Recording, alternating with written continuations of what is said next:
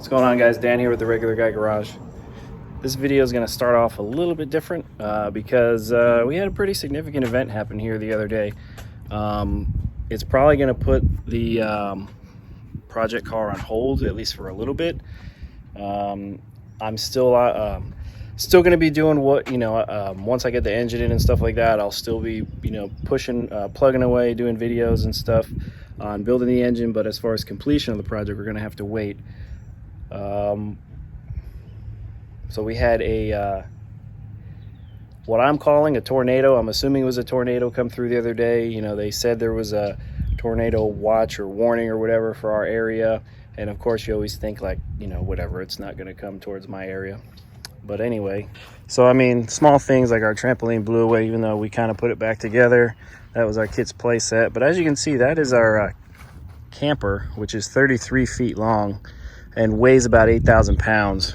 And it obviously was nowhere near over there. It's in the middle of the field next to my property, and it was like right here. So it flew, I measured it out, it was about 110, 115 feet.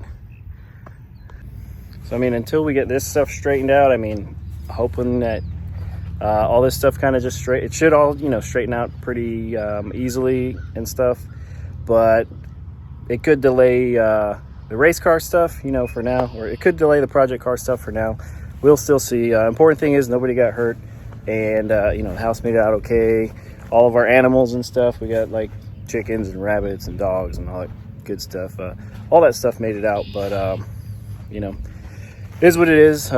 Anyway, guys, I'm gonna go ahead and get into the rest of the video, what I've been doing to the car. Appreciate everyone who's been following me for a significant amount of time, even though I'm a relatively small, boring channel. But anyway, guys, let's go ahead and get into the video on what we're doing to the Mustang. All right, guys, so what I have here is a set of A-cell 36-pound fuel injectors.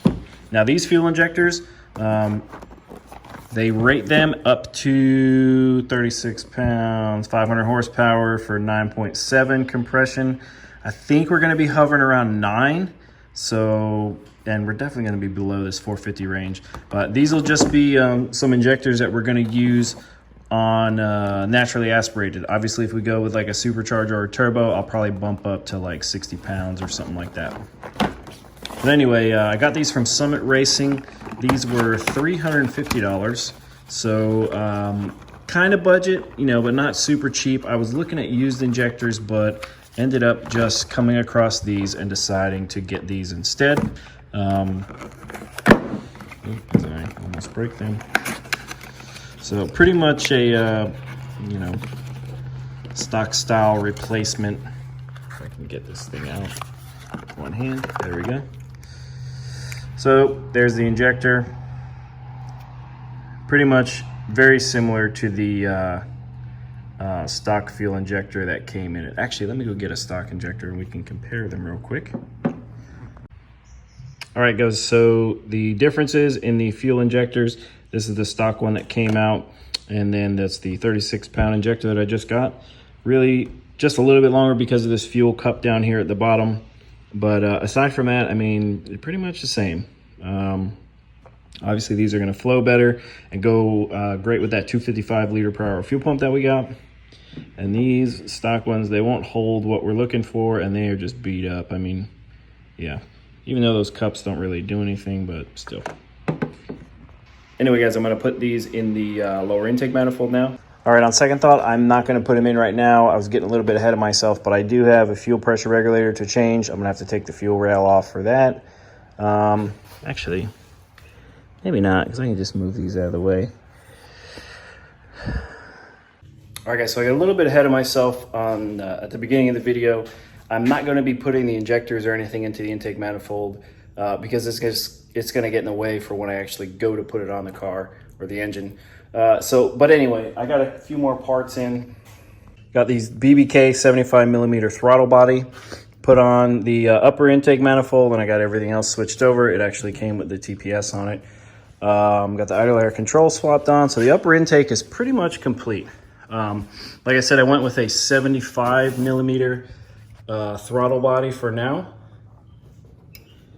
more than big enough for the 331 stroker. Again, this intake is the 90 millimeters, so we can step up higher if we have a need for more air.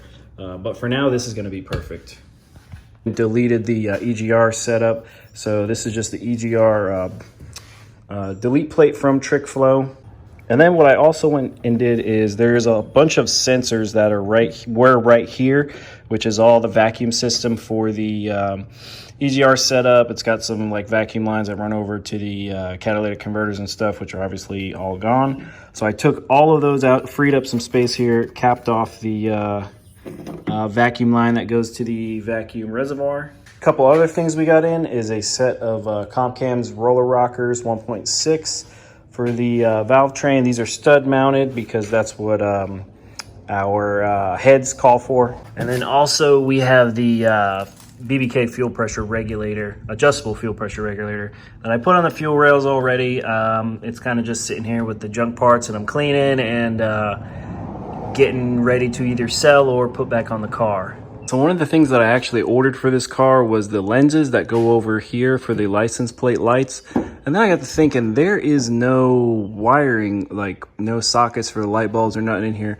So I took the this red lens off for the third brake light, and there's also no wiring in here. There's no lights in here. So I did a little bit of digging and noticed that there's actually no wiring harness that goes up into the hatch. So I think this hatch was replaced at a time. Who knows if maybe there was some damage or something. I found the pigtail tucked away inside of here. And I have a feeling that at one point in time, as you can see, this is a little kind of patch that needs to get cleaned up. And I feel like they did like a little hack job and just covered the whole thing up. Anyway, not a big deal. This is actually all going to get fixed. I already contacted a buddy of mine. He's gonna fix all of this. Probably do some new metal or something. But anyway, we're gonna fix this, and then I'll find the spot here where this wiring harness goes back through, and then shoot it back through and rewire this up.